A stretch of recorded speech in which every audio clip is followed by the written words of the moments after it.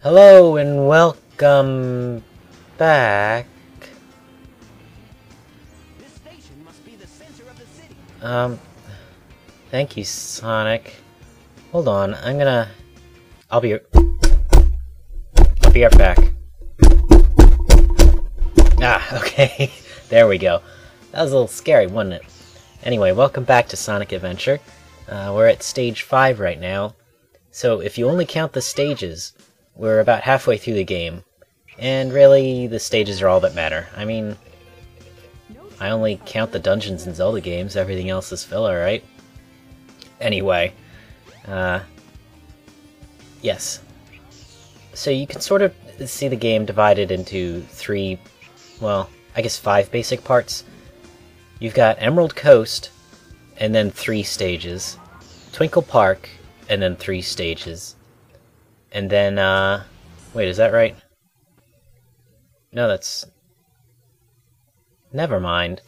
Whatever, this is the midpoint of the game, and, this is the last major variety section we'll be seeing for a while. There is one more tornado stage, but that comes a little while later. And, yeah, this is the last new kind of variety stage we'll see, since, if all that's left is the tornado, well, we've already seen the tornado. These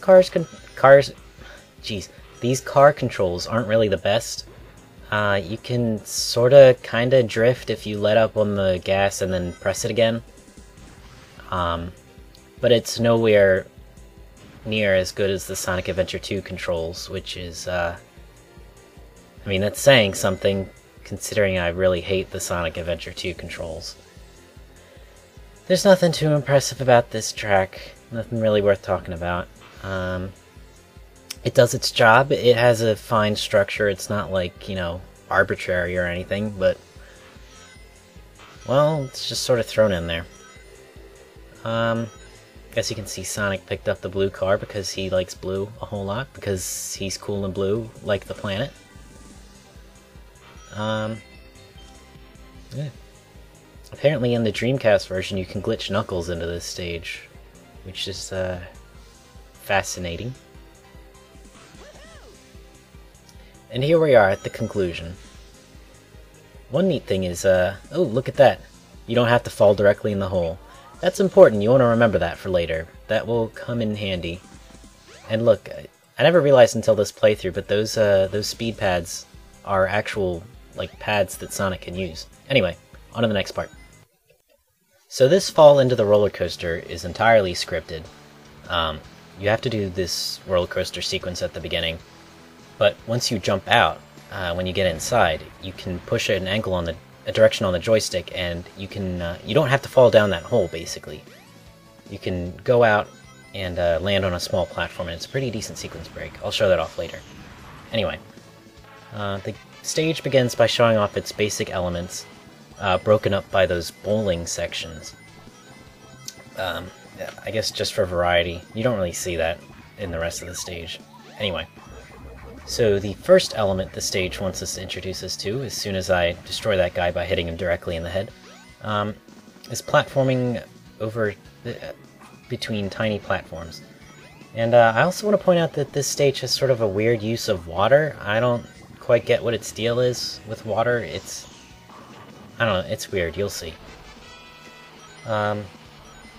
I do like that they throw the bowling sections in. I don't know, I mean, it's decently fun to do. Can't say I get too much of a thrill out of it, but whatever. Anyway, our second main element is spikes. Just having moving spikes, and you better get out the way. And so in the heart of the stage, there will be 2 main paths. One will be careful platforming, which will mimic the earlier part, and 2 will be, you know, coming to meeting enemies and spikes, and that'll be more like that second part back there. Anyway, so here's a nice part that Sonic gets to explore, but it's not really meant for him, I think. It's more just for Big and Amy.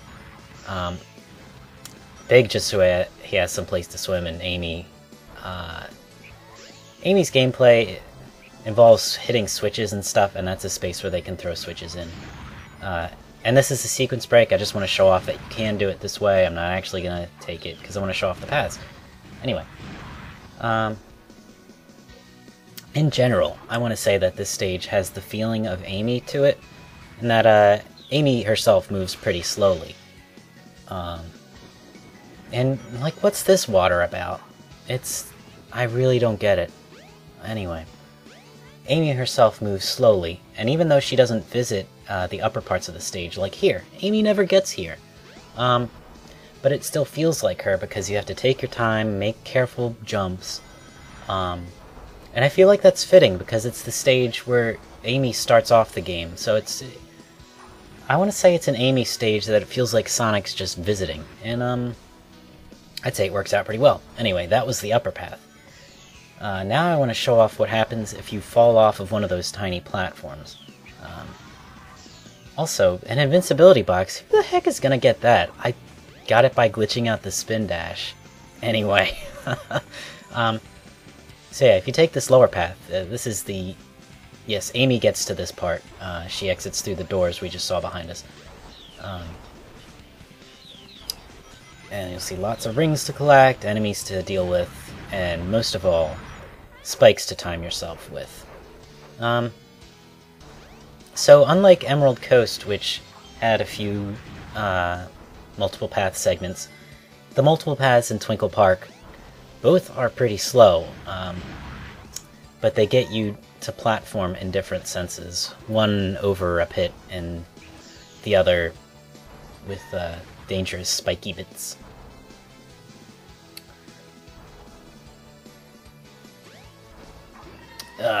And I'll see you back when I get back up there. I should actually mention, Tails is in this gameplay video because I had to re-record this, so this isn't actually the point in the story that you first play this stage. When you replay stages, Tails just comes along with you whether or not he was there in the first place. Anyway, so yeah, that's basically most of the stage. Here, we just have a simple run, and yeah, you can't make it over that fence, otherwise that'd be a pretty neat sequence break. Anyway, it's a simple dash to the end. There's a few parts where you can lightspeed dash, but honestly, the lightspeed dash is just not satisfying to use in this game, having to charge it up and stuff. Having to charge it up, I guess, fits the overall slower pacing of this game as compared to other 3D Sonic games, but... well, that still doesn't make the lightspeed dash fun to use. Anyway, I want to say that, well, Twinkle Park is a little bit like Ice Cap in that it's slow and platformy, but it's a little bit unlike Twinkle Park in that, oh yeah, you can't land on the capsule when you have lightspeed dash activated. That's a little weird. Anyway, Ice Cap had, you know, one single path with, you know, some crucial sequence breaks, but no real, you know, intended alternate paths. Whereas, Twinkle Park gives us a slow stage that also has, like, multiple ways of playing it that isn't just, you know, cutting out entire parts of the stage. So in that way, I feel like it builds on Ice Cap. And you don't really get too much of a sense of progression in this game, but there are, like, I feel like this is one time where you do get the sense that Twinkle Park is a direct sequel of Ice Cap. Anyway, that card will open up Speed Highway, which is our next stage. Arguably the best stage in the game. I don't know, it has a ton of stuff going for it.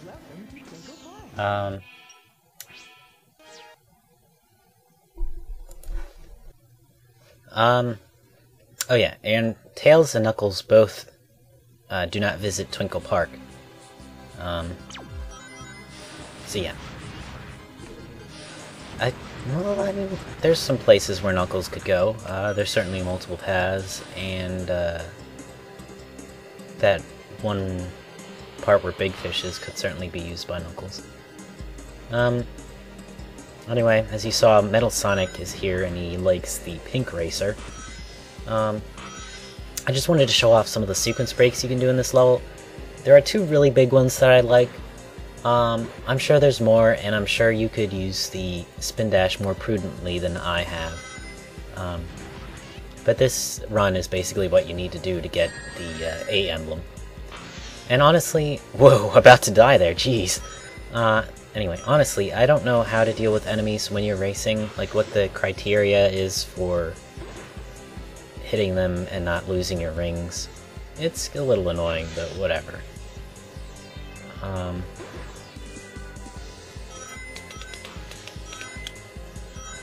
don't have too much to talk about, but really this Metal Sonic portion is a little optional anyway.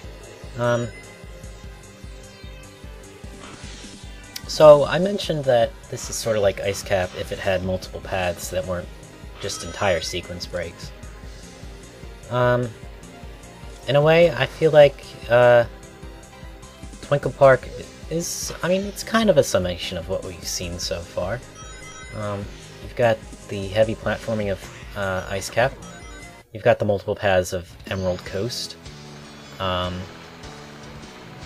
But you're missing out on the speed that you find in Windy Valley, and certainly Casinopolis. And there you go, that's what I was talking about. And this sequence break is definitely intentional, because why else would that platform be there? So Sonic Team had their heads screwed on at least part of the time. Earlier I used a spin dash to do this, but yeah, if you just homing attack that spring right, you can do this. It also inspires the camera to be very uncooperative. And yeah, that's a restart. Luckily, when you restart in Sonic Adventure, it takes you back to the same time as when you hit the last checkpoint. So you see there I went back to 145. That's actually how you can cheese the Knuckles stages. Oh, excuse me. That's actually how you can cheese the Knuckles. Oh man, another restart. I am not doing good here. Anyway, that's how you can actually cheese the Knuckles stages. Basically, you find an emerald, and then you hit restart, and the emerald will be in the same place. So you can just go there immediately, and you already know where it is. And you just do that 3 times, and wow, the roller coaster unloaded itself. Yeah, the camera could be better. Anyway, so yeah, that's a really easy way to get the Knuckles A ranks. I don't know if I would have done a 130 emblem run without that, honestly. You know, there was a slope back there, and there was some platforms higher up. I'm now wondering if it's possible to spin jump off that slope and get up here. Because, yeah, we are right above where that was. That would be pretty nifty. Anyway. I don't know. I really like sequence breaking in general. I guess I don't know what the satisfaction behind it is. Maybe I just like repurposing stage design and finding new ways to do stuff, and that's just satisfying in itself. And certainly that's an itch that the original Sonic games scratched, with multiple paths and stuff. Even if there wasn't any sequence breaking, you at least got the satisfaction of finding new ways through stuff. Anyway, that's right, next time is Speed Highway. Oh man, that's so exciting. Okay, one thing I forgot to mention in the video, and I definitely, I started to say it with Knuckles, is that you definitely get the sense that Tails and Knuckles don't belong in this stage. Tails really wouldn't fit anywhere aside from the car segment. The platforming is way too slow and methodical. And Knuckles certainly doesn't belong. Even though I mentioned the area where Big Fish is, you don't get any areas where paths intersect and, go on top of one another and all this crazy stuff. It's mostly one corkscrew path up the castle. And the multiple paths you do see are parallel to one another. One above, one below. Which is a really, the parallel paths with unique gameplay to each other. It's really a concept that belongs to the Sonic the Sonic exclusive segments of the game.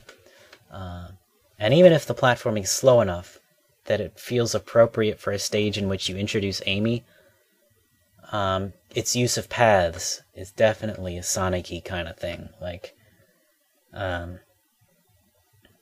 Yeah. With Amy, you don't see those multiple paths. Amy's pretty much just a one-path character, I believe. Anyway, basically my point is, after going through a bunch of stages where it feels like, you get sections that accommodate Knuckles or sections that accommodate Tails, you finally get a stage that just really draws out what a Sonic exclusive segment should be like. Anyway, yeah. Thanks for sticking around if you bothered to.